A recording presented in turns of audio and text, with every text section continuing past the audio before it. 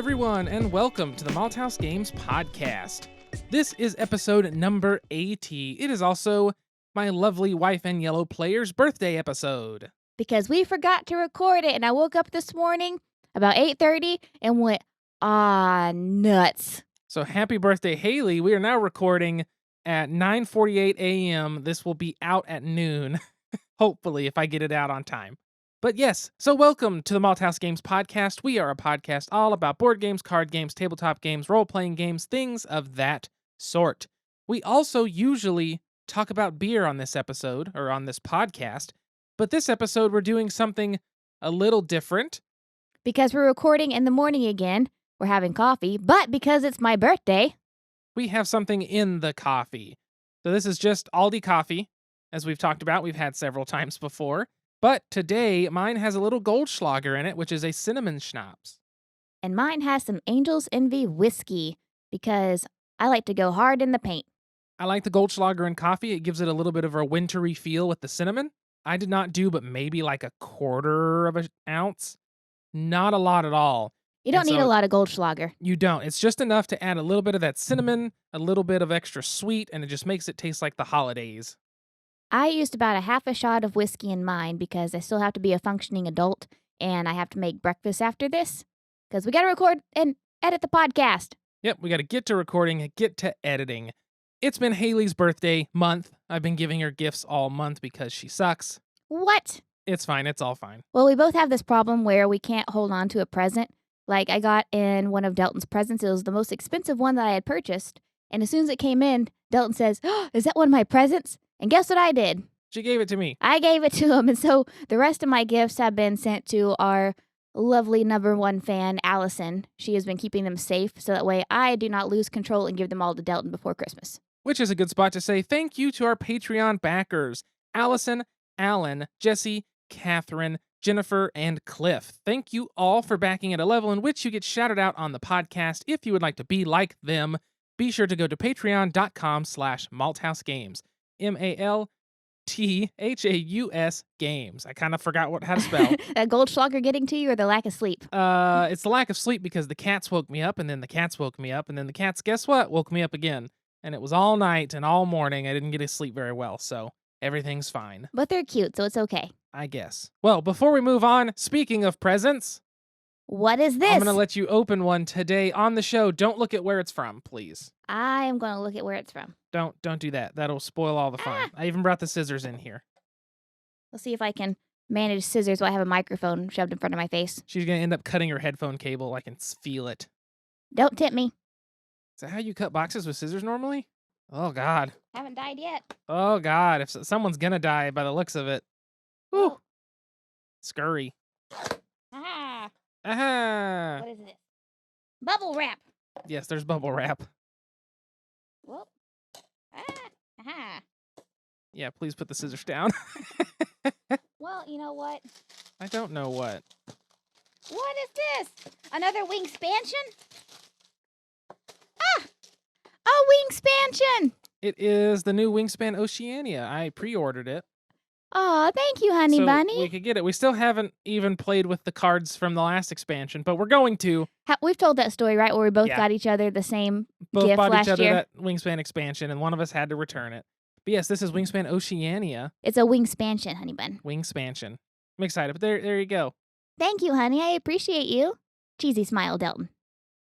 So today on my birthday, we do have plans to play hella board games. We are going to play Wingspan and the Wingspansions. We are going to play our favorite game, Patchwork, or Delton's favorite game. We are also going to play a game that we're going to feature next episode, but most of all, we're going to play probably 55 times my new favorite game, Mariposas.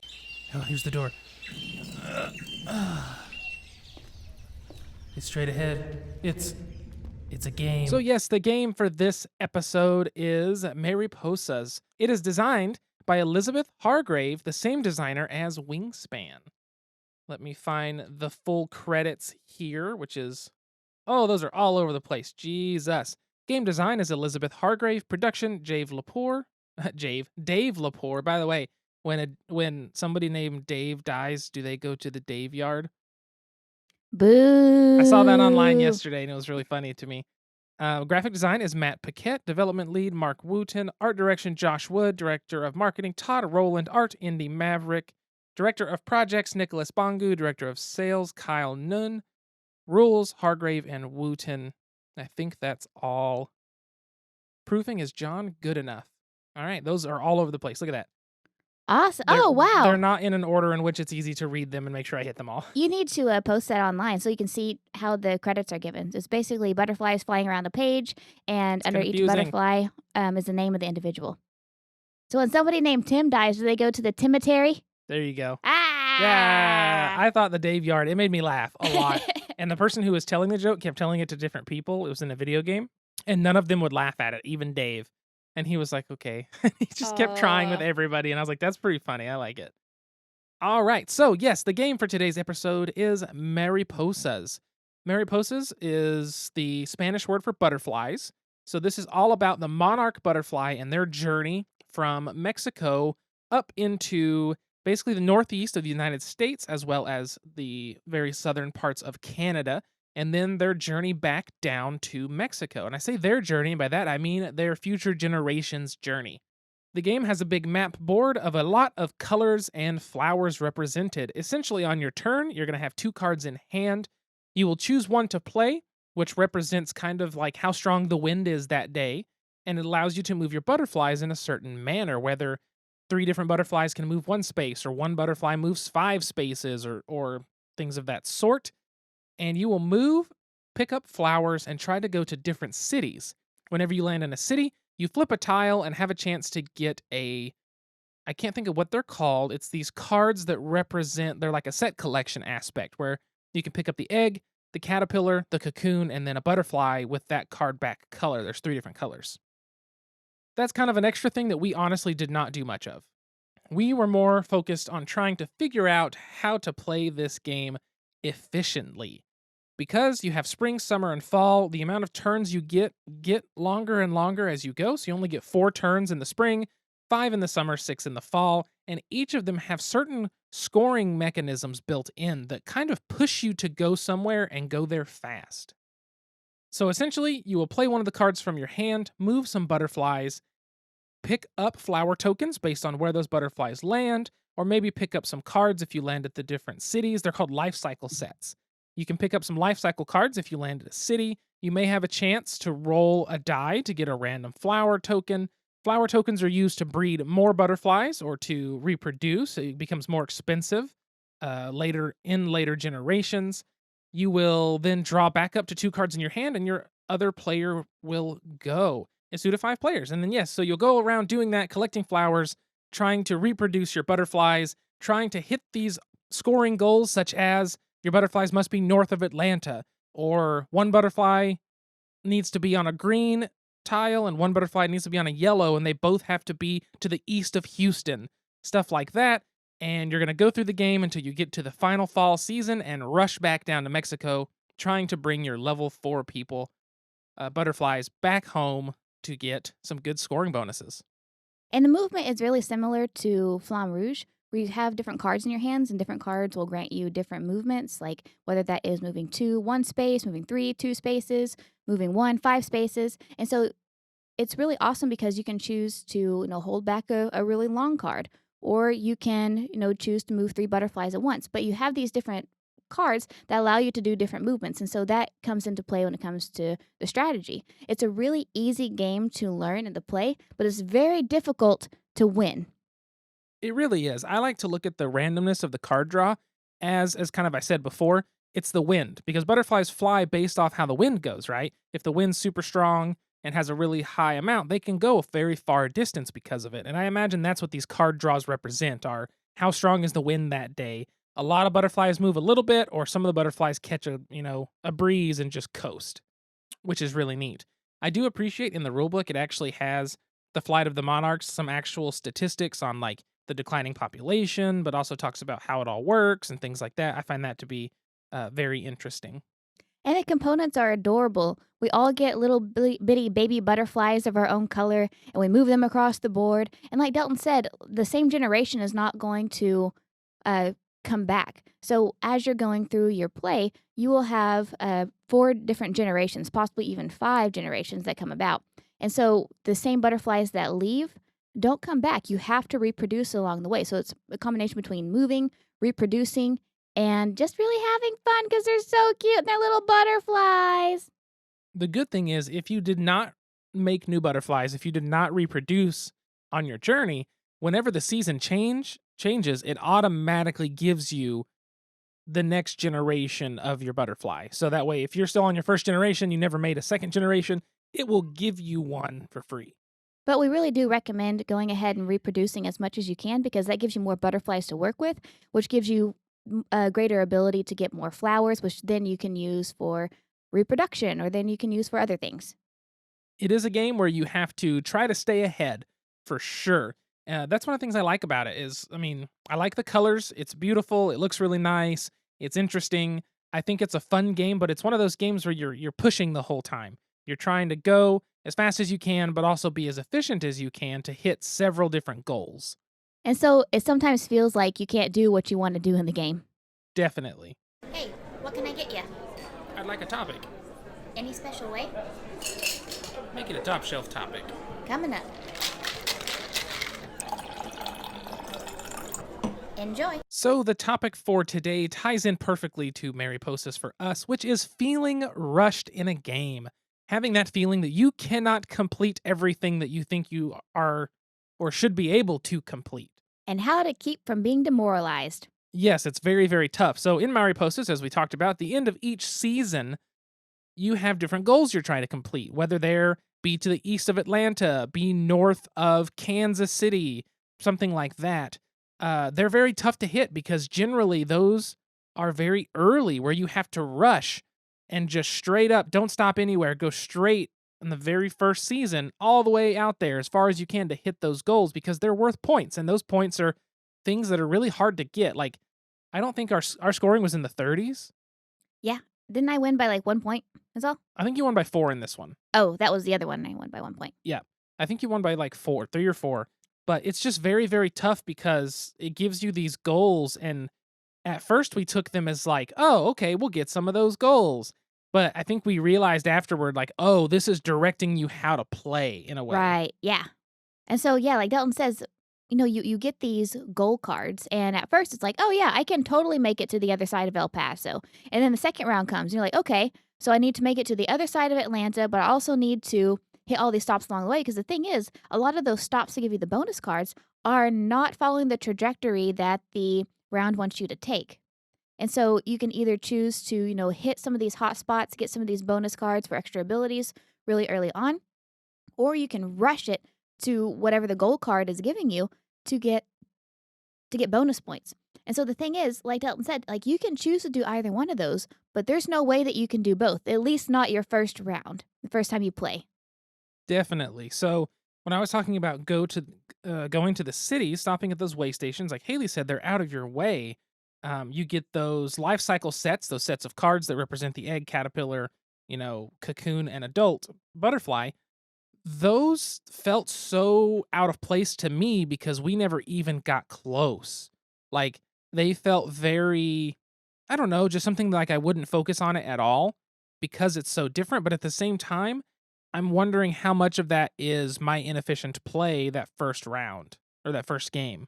Right, because I think it's a combination of either inefficient play, we're trying to learn the game, and so we're putting our feelers out, what's working for us, what's not. But also, I don't know if the game's designed for you to hit both. I don't know if it is. I don't know what it wants us to do, like, time-wise. It's one of those games where you feel very rushed. You feel very pressed for time. It's just like Calico. Like Calico, you lay out your mat and you have all these big ideas. Okay, I'm going to get a card for this kitty. I'm going to get a card for this kitty. I'm going to get the perfect patch around my bonus tiles to get all 11 points or whatnot. And then you go to play, and halfway through the game, you're like, oh, nope. I gotta go one direction or the other. There's no way that you can hit all of your goals all at once. And so I don't know if it's going to be like patchwork where you really can't make a perfect board. Or I mean, not patchwork, Calico. Or if it's going to be something like Scythe, where the better that you get at the game, the more likely it is that you're able to hit some of these other goals. Because that's one thing, yes, Calico definitely. And Calico has the same thing Mariposas does, where there's a lot of luck of the draw in terms of Calico. The tiles that come out. Mariposas are the movement cards that you draw, but I think it fits thematically because, like I said, it kind of represents the wind. In Scythe, there doesn't have that randomness, but it's one of those games where every time I play it, I go, "Oh, I thought I could do more," and it's constantly, "Oh, I need to do this, this, and this, and this, and I can't this turn," and I'm constantly having that feeling of that, and I think part of what works so well as a game for having that rushed feeling, that feeling of you can't do everything, it forces you to pick one and focus on it. My problem is I can't, and so in a game like Mariposas, I'm all over the place trying to do multiple things rather than focusing on one goal at a time. So we've kind of talked about this in the past where we're like, Mhm. for me, whenever I lose at a game or I can't figure it out, I want to keep playing, keep playing, keep playing, keep playing, keep playing until I figure out what it is. What's the strategy? Yep. And you've talked about in the past for you, it's kind of demoralizing. It's kind of the other side where you don't want to play it as much or you don't want to put as If I much keep energy. losing and losing and losing and losing, then I don't want to keep playing. So whenever it comes to games like this, whenever you're rushed, how do you keep from being demoralized and being like, I don't want to play this game again? Because it's a good game, but how do you keep from doing that? So it's kind of tough because obviously we've played Mariposas only once, so I don't have a full grasp of it yet. So there is that where I'm gonna play it again, of course. But when it comes to a game where if I lose constantly for feeling rushed like that, it also depends on how I'm losing. Am I losing because I'm playing inefficiently, or am I losing because I just can't do everything? Like there's a balance I feel, and it's hard to distinguish. It's hard to truly like describe because it's so specific to me, I feel like. But if I'm playing a game and I keep losing and losing and losing, and I feel like I'm doing my best efforts and hitting all my goals, but I'm still just not doing well, that's when I'm going to just stop and be like, all right, I'm just not going to play this again because I'm not having fun at this point. But if it's a game like this where everyone's in that same position, we're all struggling to do stuff and it's obvious, I think that's one of the big things. I've talked to you about that. If you're playing a game, you're not obvious about anything, about your strategy. You act like everything is, oh, I guess I can do this. Hee hee. It's like poker face. When really you've had it figured out. Like that's something I think I have to have is if I think everyone else is having as hard of a time as I am, I feel more comfortable. But if everyone else is like, oh yeah, I got this, duh, and they've just figured it out, they're not struggling, their decisions are easy, it's very frustrating to me because then it's like, all right, well then why am I playing this game? You guys are just going to win it. And I mean, that's my own personal thing, but yeah, so it kind of depends on the situation. I don't know how I would get around that. Like if I'm just playing a game, losing, losing, losing, losing, and feeling discouraged about it, it's really hard to say what would be a way for me to overcome that aside from giving myself small goals. Like I just have to beat my score last time. Yeah. Or this time I want to try this goal instead of winning, my goal is to be able to do blank. Like in Mariposas, it could be, I want to build one complete set of those life cycle cards. Like, if you give yourself smaller goals, I feel like it could help and you could potentially learn the game better or learn to be better at the game. But I think that's about the only way I could think of to overcome some of that. I really like that. I think that's good advice. It reminds me too of doing jujitsu with Brian. Like, I know I'm going to get my ass handed to me. I know it's going to happen. But like I'll set little goals for myself, like, okay, I want to get a Kimura once, or I want to go a whole 10-minute rounds without tapping or getting choked out. And so I like the way you're framing that. It's like if you're going into it, like not that you're expecting to lose, but like having a different set of standards for yourself, like having a goal for yourself that's not unrealistic. Because we set unrealistic goals, then we're just going to, psych ourselves out and we're going to demoralize. But if we set realistic goals, and this is in life and in board games and in jujitsu, then we're less likely to psych ourselves out. Yeah, I think so. But overall, we really like Mariposas. And like I said, we're going to play the crap out of this today. We have planned for today. We're going to play some Mariposas. We're going to play some other board games. Dalton is going to make me focaccia and homemade noodles. We are going to drink some homemade mead. We are going to listen to the rain. We are going to pet kitties and puppies. And it's just going to be a good day. And I'm going to play WoW because I haven't got to play all weekend. He's got to, okay, it released what? It released on Monday. You started playing on Friday. You're up to level 57. No, I played a little bit on Tuesday. Just a little. So it came out on Monday. He played a little on Tuesday, started playing again on Friday, and got up to level 57. I played a lot the past 2 days, and it's been great. A lot. Because I never get to sit and actually play for hours, and it's nice. It makes me feel young again. Until I stand up and I'm like, oh God, shouldn't be sitting for that long. but everything's fine. Well, I guess that pretty much covers the topic. Let's move into the question and wrap this up. You mean make like a birthday present and wrap this up? Boo. Ah. That was really bad. And now, join us for a Malthaus Games podcast special bite-sized question. So, the question today, kind of hinted at by Haley's horrible attempt at a transition, is Delton botched. What is your favorite birthday? This is just kind of a goofy one that fits with Haley's birthday theme. Haley, you want to go first? You want me to? I'll go first. Okay. So my favorite birthday was my 18th birthday. What we did was I was working, it was a coffee shop I was working at. We rented out the coffee shop in Elk City, and it was just all my friends came over. We ate cake, we drank coffee, and we played Beatles rock band that I got for my 18th birthday from my parents, and it was awesome. It was rad. And then we stayed there until midnight, and then we went home, and it was great. Nice. Stayed up till midnight. It was a wild and crazy 18th birthday. Oh, and the next day, we went to church, and then my dad took me to the casino. Even better. Even better. So my favorite birthday, I always say was, I believe it was my 7th birthday. I got a Nintendo 64, a pair of Adidas, like, sweatpants that had the buttons down the side that you could just tear away.